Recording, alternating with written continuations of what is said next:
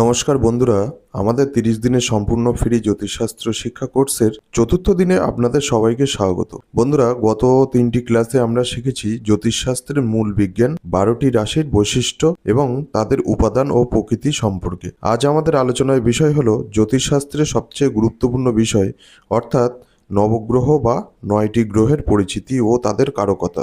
জন্মছকে কোন গ্রহ কী কাজের দায়িত্ব নিয়ে বসে আছে, আজ তা আমরা একদম সহজ ভাষায় জেনে নেব। পুরো ভিডিওটি মনোযোগ দিয়ে দেখুন, কারণ গ্রহদের না চিনলে কুণ্ডলী বিচার করা সম্ভব নয়। বন্ধুরা, বৈদিক জ্যোতিষে মূলত 9টি গ্রহের বিচার করা হয়। এই 9টি গ্রহের নিজস্ব চরিত্র, রূপ এবং দায়িত্ব রয়েছে। আমাদের জীবনের কোন কোন দিক কোন গ্রহের অধীনে, চলুন আজ তা জেনে নিই। প্রথমে গ্রহ হলো সূর্য বা রবি। জ্যোতিষে সূর্যকে বলা হয় গ্রহের রাজা। সূর্য মূলত আমাদের আত্মা, আত্মবিশ্বাস, অহংকার, পিতা, সরকারি চাকরি এবং নেতৃত্বের ক্ষমতার কারক গ্রহ।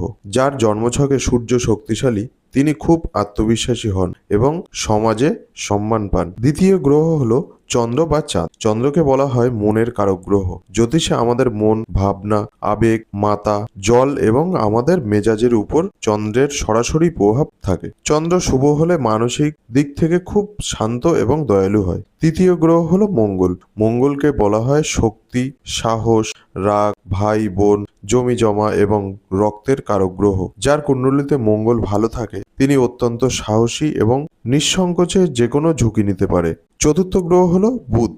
বুধকে জ্যোতিষে বলা হয় রাজকুমার। বুধ মূলত আমাদের বুদ্ধি, যুক্তি, কথা বলার শৈলী বা কমিউনিকেশন, ব্যবসা এবং গাণিতিক কারক গ্রহ।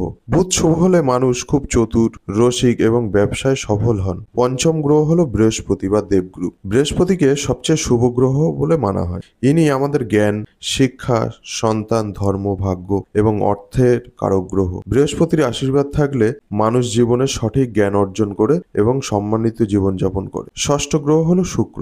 শুক্র হলো প্রেম, আকর্ষণ, সৌন্দর্য, বিবাহ, বিলাসবহুল জীবন এবং কলা বা আর্টের কারক গ্রহ। যার শুক্র জন্মছকে শক্তিশালী, তিনি জীবনের সমস্ত সুখ স্বাচ্ছন্দ্য লাভ করেন এবং সৌন্দর্য ও শিল্পকলার প্রতি তার আকর্ষণ থাকে। সপ্তম গ্রহ হলো শনি। জ্যোতিষে শনিকে কর্মফলদাতা বা জর্জ বলা হয়। শনি আমাদের কর্ম, কঠোর পরিশ্রম, ধৈর্য, আয়ু, রোগ এবং সংগ্রামের কারক গ্রহ। শনি খারাপ থাকলে জীবনে বাধা আসে, কিন্তু শনি যদি শুভ হয় মানুষকে শূন্য থেকে রাজপ্রাসাদে পৌঁছে দিতে পারে। অষ্টম গ্রহ এবং নবম গ্রহ হলো রাহু ও কেতু। এই দুজনকে বলা হয় ছায়া গ্রহ, শ্যাডো প্ল্যানেট। জ্যোতিষে রাহুকে ধরা হয় রহস্য, আকস্মিকতা, বিদেশ যাত্রা, বড় আশা এবং প্রযুক্তির কারক। আর কেতু হলে আধ্যাত্মিকতা, একাকিত্ব, গবেষণা এবং মোক্ষ লাভের কারক গ্রহ।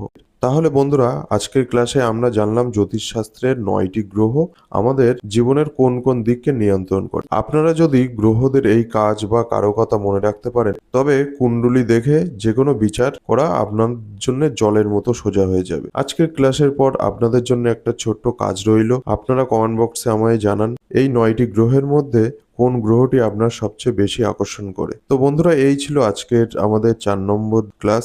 আশা করি নবগ্রহের এই পরিচয় আপনাদের খুব ভালো লেগেছে। কোনো প্রশ্ন যদি থাকে নিচে কমেন্ট বক্সে আমাদেরকে জানাবেন, আমি উত্তর দেব। ভিডিওটি ভালো লাগলে লাইক করুন আর আপনাদের বন্ধুদের সাথে শেয়ার করে দিন যারা জ্যোতিষ শিখতে আগ্রহী। আগামীকাল অর্থাৎ পঞ্চম দিনের ক্লাসে আমরা শিখব জন্মকুণ্ডলীকে কিভাবে জন্মছক বা কুণ্ডলী কি এবং কিভাবে এটি দেখতে হয়। দেখা হচ্ছে আগামীকালের ক্লাসে। ততক্ষণ ভালো থাকুন, সুস্থ থাকুন। নমস্কার।